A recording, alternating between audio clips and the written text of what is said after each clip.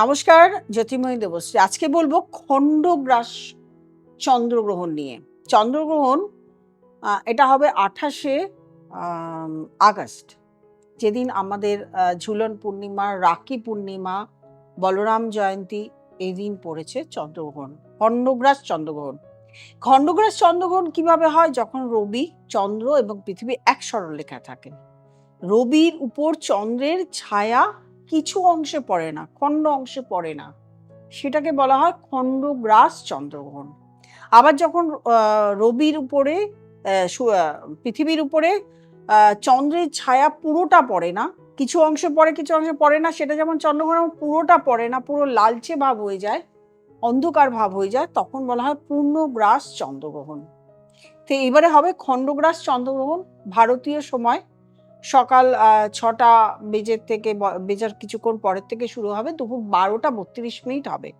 সুতরাং দিনের বেলা চন্দ্রগ্রহণ যখন হচ্ছে তখন আমরা দেখতে পাচ্ছি না, মানে ভারতবর্ষে অদৃশ্য। যখন ভারতবর্ষে অদৃশ্য তখন কিন্তু আমরা গ্রহণের যে মান্যতা, অর্থাৎ গ্রহণকালীন অবস্থায় যে আমরা মানব, সেটা কিন্তু মানামানির কোনো বিষয় থাকবে না। মানামানির বিষয়টা কোথায় থাকবে? আমার প্রোগ্রাম বহু দূর দূর অবধি লোকে দেখেন, যেখানে ঠিক ইন্ডিয়ান টাইম দিনের বেলা, যেখানে রাত, যেখানে সন্ধে হচ্ছে, যেখানে রাত, যেখানে গ্রহণ দেখা যাচ্ছে, সেই জায়গাটা কিন্তু গ্রহণ মানার বিষয় থেকে যাচ্ছে।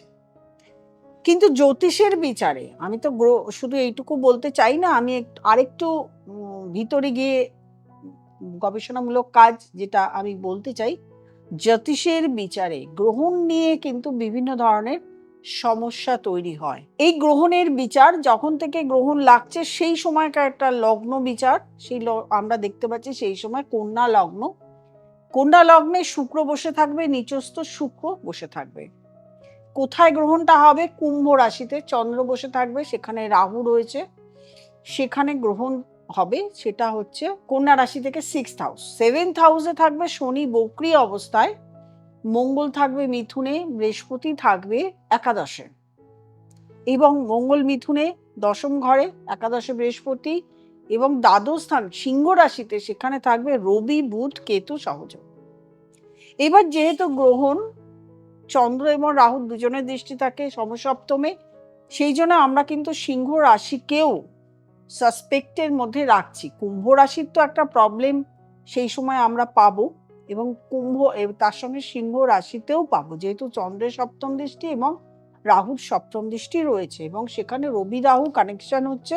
এই যে গ্রহণ দুটো রাশির মূলত বেশিরভাগ যেটা হবে সেটা হচ্ছে এই দুটো রাশির।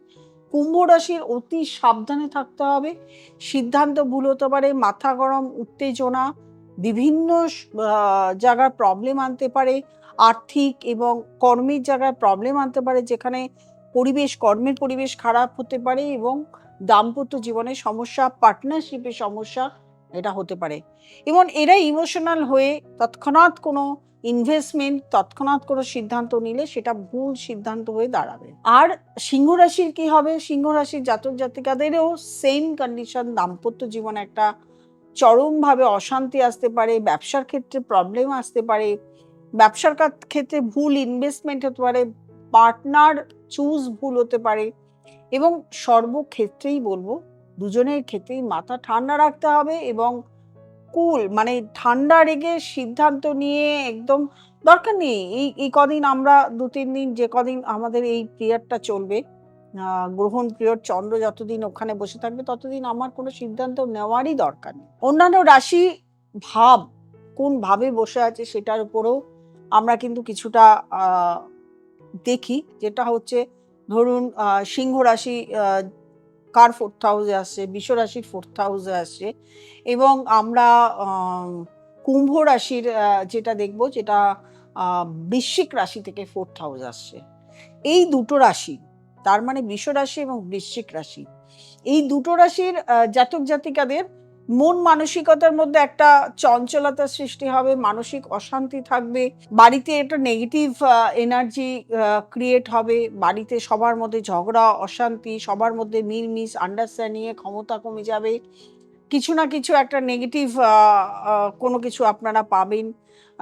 সন্তানের ক্ষেত্রে নেগেটিভ, মায়ের ক্ষেত্রে মায়ের শরীর স্বাস্থ্য খারাপ হতে পারে, বন্ধু আপনাকে প্রবলেম করতে পারে, বন্ধুর দিক থেকে কোনো রকম ক্ষতি হওয়ার সম্ভাবনা থাকে। দুটোই 4th হাউসে পড়ছে ভাবে, সেই জন্য আমরা এটাই বললাম। মেষ রাশির 5th হাউসে পড়ছে এটা, এবং তার থেকে আমরা দেখব তুলা রাশির 5th হাউসে পড়ছে কুম্ভ রাশি। দুটো রাশির ক্ষেত্রে আমরা দেখব দুজনেরই রিলেশন নিয়ে সমস্যা।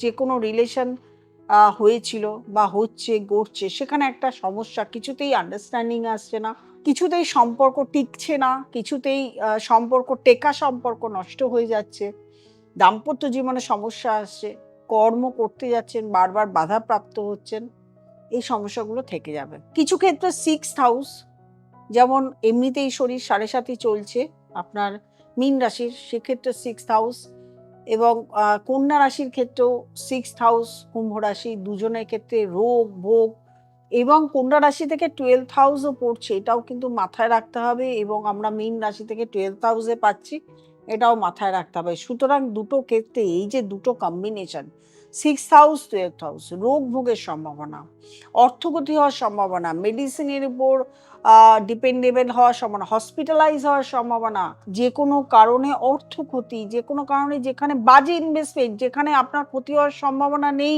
আপনার অর্থ এখানে লাগবে না, অথচ বিশাল একটা প্রকারের অর্থ আপনার চলে গেল, যেখানে আপনার শত্রু আপনি ছিলেই না, দেখালো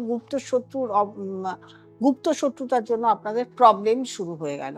সাধারণত naturally 4th house, 5th house, 8th house, 6th house, 12th house, এগুলোই কিন্তু বিভিন্নভাবে প্রবলেম ক্রিয়েট করে। তবে এই জ্যোতিষের বিচারে যে কম্বিনেশন হয়েছে তাতে প্রবলেম ক্রিয়েট করে, কিন্তু আমি বলবো যে এই যে প্রবলেম ক্রিয়েট ছাড়া আমি কিন্তু যেখানে গ্রহণ হয় না, যেখানে গ্রহণ খণ্ডগ্রাস হোক, পূর্ণগ্রাস হোক, যেখানে গ্রহণ দৃশ্য হয় না, গ্রহণ সম্পর্কিত যে সমস্ত বারণ আমাদের থাকে, কিছু মহিলাদের থাকে, কিছু বাচ্চা হবে সেই সমস্ত প্রেগনেন্ট মহিলাদের থাকে, সেগুলো কিন্তু এগুলো বারণ থাকে না, সেগুলো নিয়ে অতটা সচেতন না হলেও চলবে। তবে এই সময়গুলো এদেরকে যাদের যাদের খারাপ যাবে সেটা আমি সচেতনমূলক একটা ভিডিও করে আপনাদের সামনে আনলাম। এইবারে বলবো যারা প্রয়োজন মনে করবেন অবশ্যই আমাকে দেখাতে পারেন।